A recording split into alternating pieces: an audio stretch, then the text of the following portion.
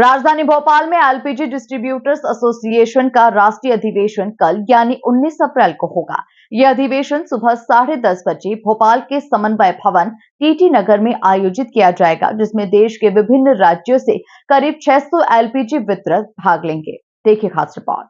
उज्ज्वला योजना में स्थानांतरण नहीं होता। मान लीजिए एक मजदूर विदिशा में रहता था, उसने उज्ज्वला योजना का कनेक्शन लिया, अब वो मजदूरी करने भोपाल आ गया, पर उसका कनेक्शन ट्रांसफर नहीं हो सकता उस पॉलिसी में, तो वो क्या करेगा? रिफिल लेने विदिशा तो जाएगा नहीं, और मजदूरी केवल गैस के लिए तो रुकेगा नहीं। जो पलायन होता है, और चूंकि नीचे वाले लोगों के पास ये कनेक्शन है तो वो रिफिल नहीं लेता।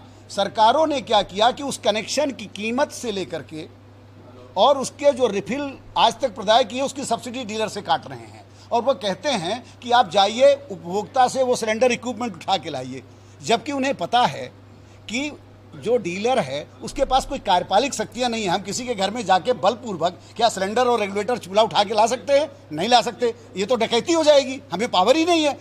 पर अपने दायित्व से बचने के लिए और उसके लिए उन्होंने डीलरों पर 50-50 लाख रुपए की एमडीजी लगाई है। ऐसे भी उदाहरण हमारे यहाँ एक अलीराजपुर है, उज्ज्वला में उसको 50 लाख रुपए की, मतलब उससे पहले तो उन्होंने कलेक्टर, फूड अधिकारी, इन्होंने राशन की दुकानों में फार्म रखा, कलेक्टर समीक्षा करते थे, वाहवाही लूट ली कि हमने इतने करोड़ कनेक्शन दे दिए। आप जब कनेक्शन दे दे रहे तो हमारी वाहवाही है, हमने ये सब किया। अब जब वो रिफिल नहीं ले रहा, गैस नहीं ले रहा, और बायोग्राफिक है, समझिएगा, पहले कंज्यूमर जीवित है, इसमें कोई डाउट नहीं, क्योंकि उसके आधार से लिंक है, उसके खाता खुला, उसके खाते में पैसे जा रहा है। मतलब कोई ऐसा नहीं कि डीलर को आपने दिया है, जो जिसको आप डीबीटीएल कहते हैं, डायरेक्ट बेनिफिट योजना में आपने दिया, और आप ही ने किया। डीलर केवल फ्री में उस फार्म को फीड कर दिया आपने आपके सर्वर पर, उसके लिए आप उसको दंडित कैसे कर सकती हो? तो नेचुरल जस्टिस का वायलेशन है। और 13(2) एलपीजी कंट्रोल ऑर्डर कहता है कि उनका विक्रय अधिकारी ही लायबल है, कानून में लिखा हुआ है कि सेल्स ऑफिसर जो है कंज्यूमर एलपीजी कंट्रोल ऑर्डर लागू करने के लिए रिस्पॉन्सिबल होगा। पर डीलर को सब नाप दो, सारी वसूली डीलर से आप वो कर रहे हैं। हमने बहुत सारे, इन्होंने क्या किया कि पहले कनेक्शन सिंगल यूआईडी में, आपको पता है कि जो महिला मुखिया उसके नाम पर कनेक्शन जारी हुआ, इन्होंने कहा कि आप सिंगल यूआईडी मतलब सिंगल आधार कर दीजिए।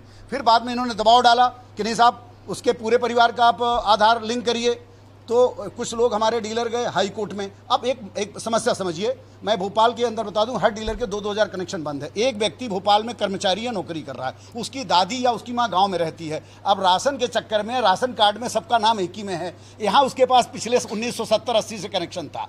अब उज्ज्वला के चक्कर में इसका एपीएल का कनेक्शन बंद कर दिया उन्होंने, जबकि नियम ये कहता है कि वो अवैध है। एपीएल कनेक्शन तो वैध है, वो 1980 से चला रहा, जो बाद में लिया गया वो अवैध था, उसको नहीं बंद कर रहे हैं।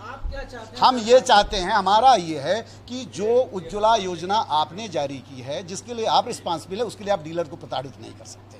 डीलर की कोई भूमिका नहीं है उसमें। कुछ लोग व्यक्तिगत तौर पर हाई कोर्ट गए हैं और हाई कोर्ट ने स्टे दिया है इस मामले में। और दूसरा, हम लोगों को कमीशन कई वर्षों से नहीं बढ़ा। आज आपको आश्चर्य होगा, केवल 35 घर पहुंच सेवा के लिए 35 रुपये चार्ज निश्चित है जो घर पहुंचाई जाती। क्या आज के इस महंगाई युग में बहुत सारे ऐसे डीलर हैं, जैसे हमारे ये बैठे हैं, ये गरोड़ के डीलर हैं, इनका कार्यक्षेत्र 35 किलोमीटर है। आप अपने गोदाम से 35 किलोमीटर, मान लीजिए 4 रिफिल लगाने जाएंगे, 4 रिफिल आपको केवल 140 रुपये मिले, क्या आप बाइबल होंगे? नहीं भी जाएंगे, गाड़ी जाएगा 80 किलोमीटर, तो बाइबल ही नहीं है। तो ये केवल डीलरों को, और एक इन्होंने एक कमेटी बनाई थी जिसने ये कहा था कि हर साल डीलर का कमीशन बढ़ेगा, लेकिन डीलर का कमीशन नहीं बढ़ा।